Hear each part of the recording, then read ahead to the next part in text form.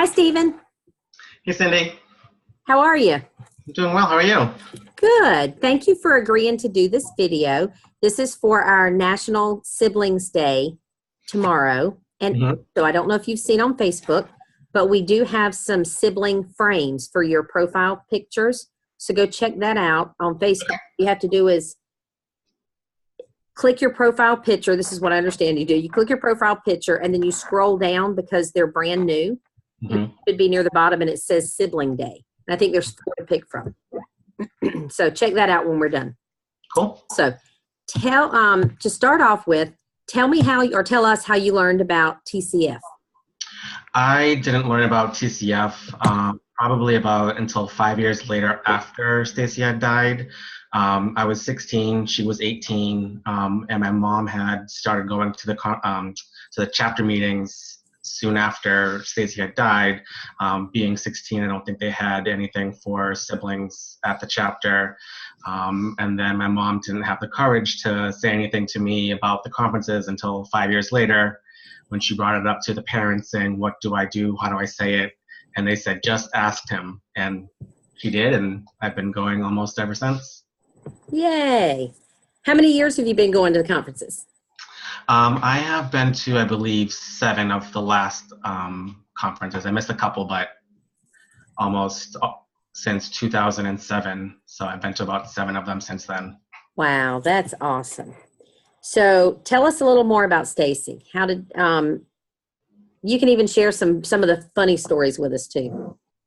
Well, it kind of starts off for me at birth. My mom told me that when I was born, since we were only about a year and a half apart, she basically hated me. She was only a year and a half, and I was an infant, and so she used to like try to bite my hand, and even as a toddler, I heard she slam the door on my hand on purpose in the car door. Luckily, nothing happened.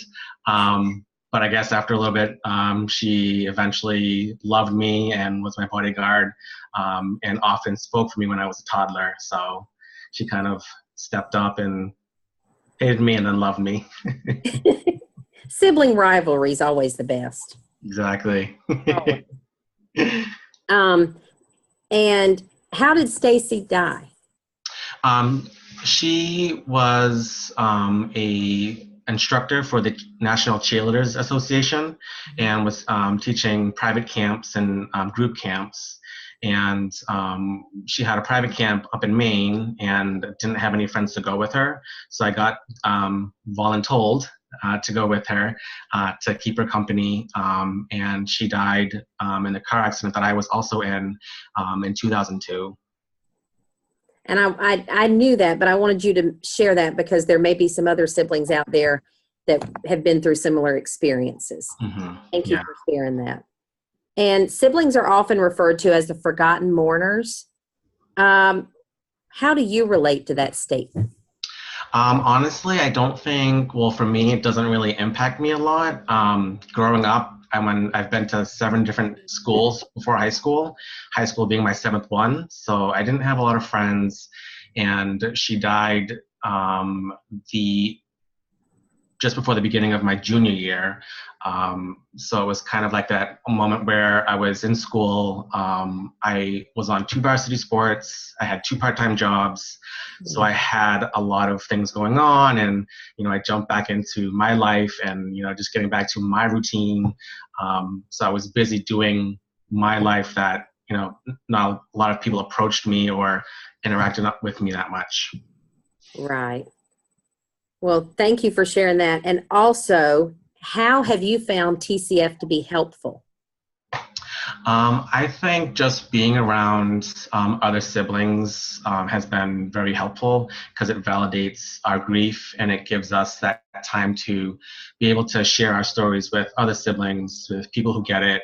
And that's not something we get in our everyday lives, even with our friends and families. So it's nice to know I have somewhere where I can go to, whether it's a conference or online on our support groups just for siblings, just to be able to vent and to get ideas and get support. Absolutely. I completely agree there. What would you like people to know about being a bereaved sibling, good, bad, or otherwise? I I think the big thing that I would want other people to know is that, we're here too. It goes to that forgotten mourner thing.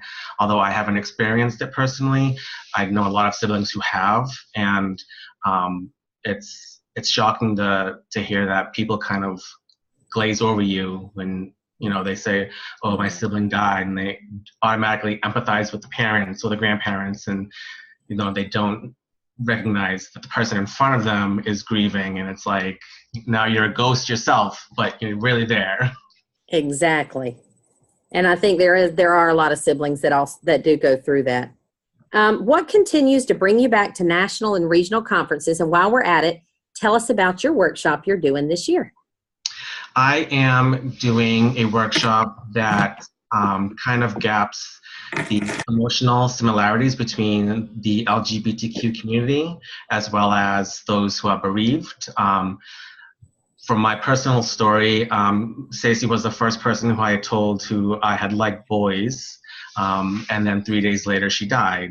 So not having her as someone, as my sibling, as my older sibling, to kind of talk to about, liking boys and dating, it would have been like the perfect, person to go to kind of talk to with those issues.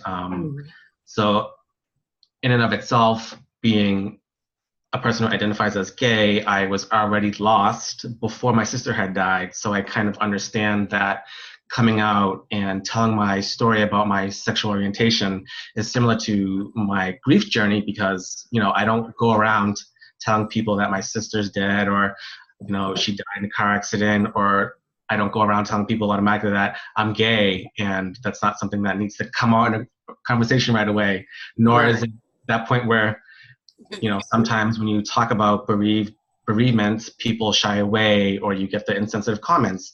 Similar to that being gay, you don't know what they're going to say or how they're going to interact, or if it's going to be insensitive or, a danger to your health and well-being. Absolutely. And I will say that you and I both, I think, have learned through our education, through social work, that that with the LGBTQ community, there's always a slight concern about depression. Mm-hmm. And grief runs hand in hand with that as well. So I'm so thankful and so glad that you're doing this workshop this year. Me too. So it's just going to grow by leaps and bounds, because there's so many people that need to know about it. So oh yeah, for sure. Doing it. Thank you so much. And thank you for doing the interview. And I love you. And I can't wait to see you in July. All right. Love you too. All right. Take care. I'm going to stop recording, but stay there.